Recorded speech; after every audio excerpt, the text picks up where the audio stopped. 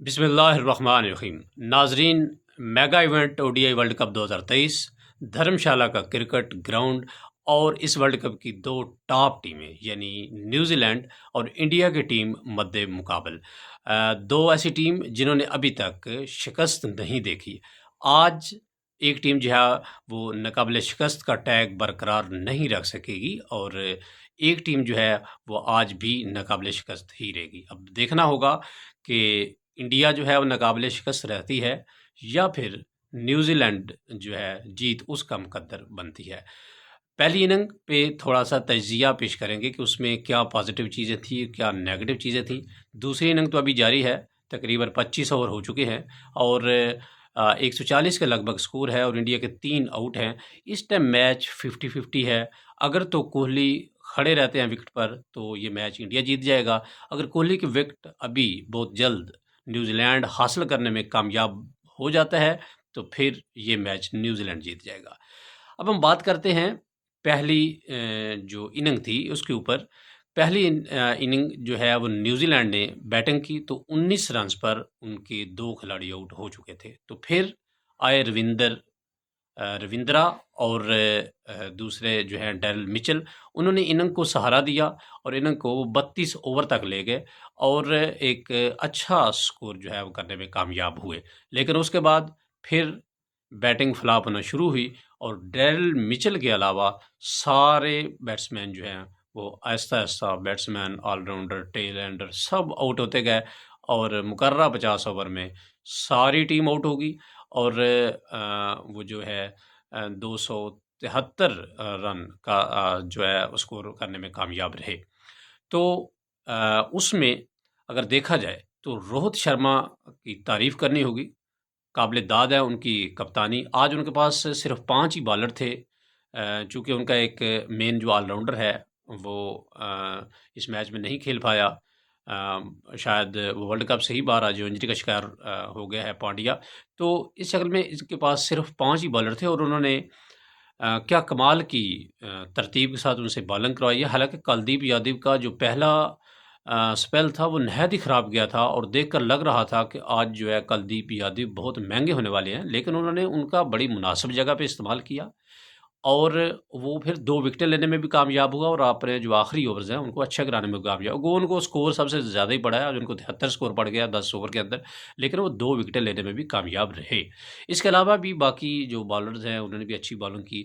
तो दाद देनी पड़ेगी रोहित शर्मा को कि उन्होंने अपने हवास पर कंट्रोल रखते हुए जो बॉलर का इस्तेमाल है वो बड़ा उम्दा तरीके के साथ किया। इसके अलावा मोहम्मद शामी की तारीफ़ करनी पड़ेगी। मोहम्मद शामी बहुत कम मौका मिलता है उनको इंडिया के में खेलने का। इंडिया की टीम के अंदर खेलने का बहुत कम मौका मिलता है क्योंकि इंडिया के पास और भी फ़ास्ट बॉलर हैं। तो मोहम्मद शामी, हालाँकि मोहम्मद शामी की कारकर्दगी बड़ी लाजवाब है। वो जब भी आते हैं मैच, वो 2 या 3 विकेटें तो वो लाज़मी निकाल जाते हैं। वो इंडिया की तरफ से वाहिद बॉलर हैं जिन्होंने वर्ल्ड कप के अंदर 2 दफ़ा 5 ओवर हासिल किया है। आज वो 5 विकेटें लेने में कामयाब रहे और न्यूज़ीलैंड की बैटिंग लाइन को उन्होंने तोड़ के रख दिया। इससे पहले वो 2019 में भी इंग्लैंड के खिलाफ 69 रन्स देकर 5 विकेट लेने में कामयाब हुए थे। आज उन्होंने शाहीन अफरीदी वाली कारकर्दगी दोहराई है। 10 ओवर में 54 रन्स दिए और 5 खिलाड़ी आउट करने में कामयाब रहे। शाहीन अफरीदी ने भी गुज़श्ता मैच में यही कारकर्दगी दिखाई थी। तो मोहम्मद शामी के अलावा डेरिल मिचेल की बात करेंगे। उनकी भी तारीफ़ करनी पड़ेगी। डेरिल मिचेल ने जो इनिंग खेली है 127 पर 130 स्कोर किया, लगभग 50% जो स्कोर है वो एक प्लेयर ने किया है।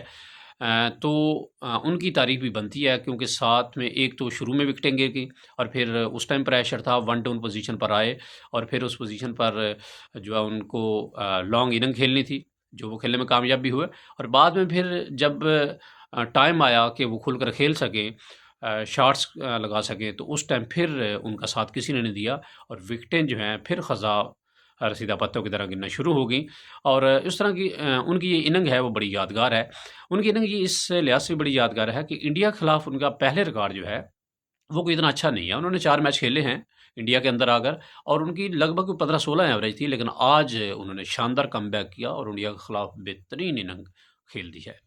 एक बात जो मैंने नोट की है वो ये है कि इस वर्ल्ड कप के अंदर जो आखिरी 10 ओवर हैं उसमें रन्स नहीं बन पा रहा है। सिवाय साउथ अफ्रीका के, साउथ अफ्रीका वह टीम है जिसने इंग्लैंड को बहुत बड़े रन्स मारे हैं, 10 ओवर में 143 रन मार दिया।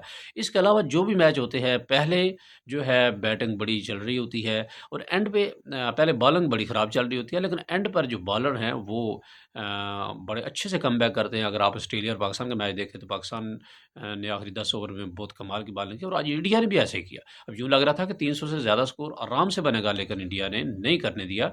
तो इस तरह के और भी मैच हैं जिनमें ऐसा ही देखने को मिला है। अब देखना होगा कि वर्ल्ड कप में नाकाबिले शिकस्त रहने वाली जो टैग है वो किसके साथ रहता है और कौन आज के बाद जो हुक्मरान होगा। अभी तक जो वर्ल्ड कप के मैच हुए हैं यानी टेबल जो है पॉइंट्स टेबल उसके ऊपर कौन हुक्मरानी करेगा, ये अभी लगभग 1 डेढ़ घंटे के बाद कन्फर्म हो जाएगा। अब तक विराट कोहली खड़े हैं और इंडिया की पोजीशन जो है वो तब तक मजबूत है जब तक विराट कोहली खड़े हैं। अगर विराट कोहली जल्दी आउट हो जाते हैं तो फिर न्यूजीलैंड जो है वो इंडिया को बआसानी मैच हरा सकता है।